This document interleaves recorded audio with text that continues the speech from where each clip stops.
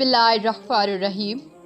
اللہ بدل دیتا ہے حالات، کوئی بھی آزمائش ہمیشہ نہیں رہتی، اور بے شک تمہارے صبر کے بعد اللہ تمہیں تمہاری چاہت سے نوازے گا۔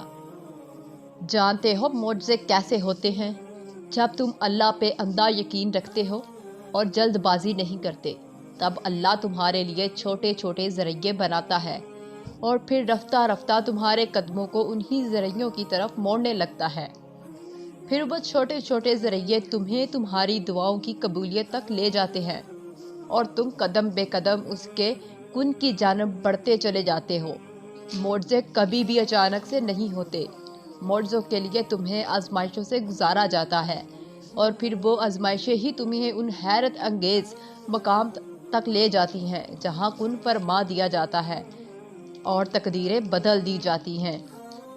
تمہاری سوچ ہی تمہارا مقدر ہے، اور تم چاہو تو حالات کو بھی بدل سکتے ہو۔ تم آج جہاں بھی ہو بے مقصد نہیں ہو، بہت سی مصلحتوں اور حکمتوں کے بعد تمہیں یہاں تک لایا گیا ہے۔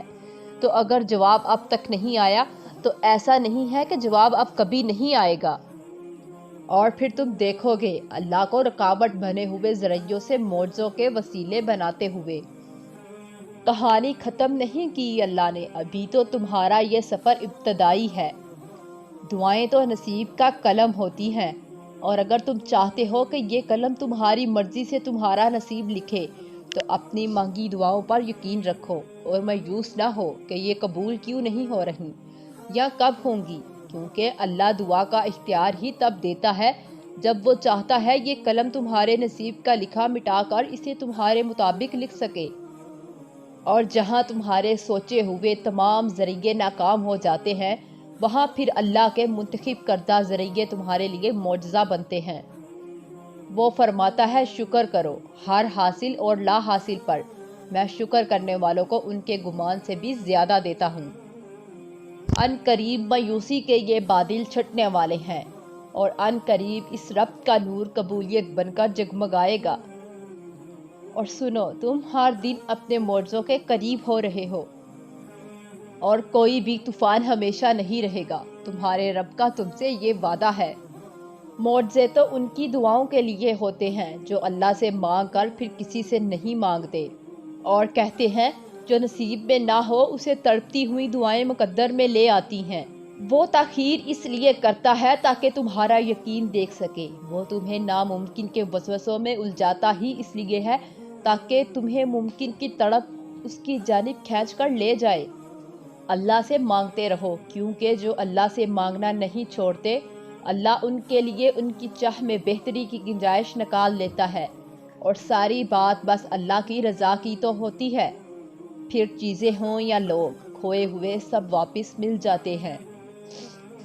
اور اب مہربانیاں ہوں گی، اب تمہاری پکار سن لی جائے گی۔ ان منزلوں پر خوش ہو جاؤ جو اللہ نے تمہارے لیے چنی ہیں، پھر وہ تمہیں ان منزلوں تک خود ہی لے جائے گا جن تک تم پہنچنا چاہتے ہو۔ تمہارا یقین اور تمہاری دعائیں ہی تمہارا مقدر ہوتی ہیں۔ اللہ کو سب کچھ معلوم ہے، وہ سب کچھ جاننے والا ہے۔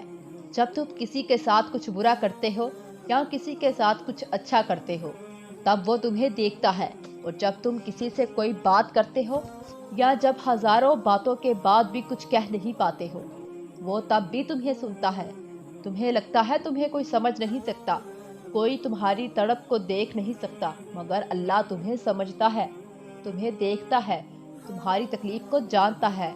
وہ اس ہنسی سے واقف ہے جو تم نہ جانے کتنی سسکیوں کے بعد چہرے پر سجاتے ہو، اور وہ اس کربناک آہ سے بھی واقف ہے جو تم نہ جانے کتنے ضبط کے بعد اپنے اندر ہی دبا لیتے ہو۔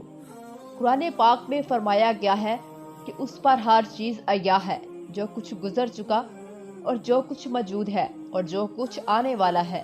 تو پھر کیوں سوچتے ہو کہ تمہارے پاس کوئی دوست نہیں؟ سب سے بہترین دوست تمہارا ساتھی ہے اللہ، اور وہ جب معجزہ کرنے پر آتا ہے تو کن فیکون کی بارش کرتا ہے۔ وقت معجزہ ہونے کو ہے، اب معجزوں کو تمہارا انتظار ہے۔ ہو سکتا ہے تمہاری چاہت کو ہی اللہ نے تمہارا مقدر لکھا ہو، اور وہ کن کہے گا اور تم گرتے گرتے ہی سنبھل جاؤ گے۔ اور جلد ہی اللہ تمہارے لیے ایسا معجزہ بھیجے گا جس کی نہ کوئی حد ہوگی اور نہ ہی کوئی اختتام۔ بس صبر کرو اور اس کے کن کا انتظار کرو۔ وہ منتظر نگاہوں کو معجزوں سے کبھی محروم نہیں رکھتا۔ رد کرنا اس کی شان کا حصہ ہی نہیں۔ اور ہمارا پیارا اللہ تو کبھی بھی کچھ بھی کر سکتا ہے۔ تو پھر تم سے کس نے کہہ دیا کہ جو فوراً نہ ملے پھر دوبارہ کبھی نہیں مل سکتا؟ اور اس صبر کے بعد اللہ تمہیں تمہاری چاہت سے نواز دے گا اور اس سے بڑھ کر تمہیں عطا کیا جائے گا جو تم نے مانگ رکھا ہے۔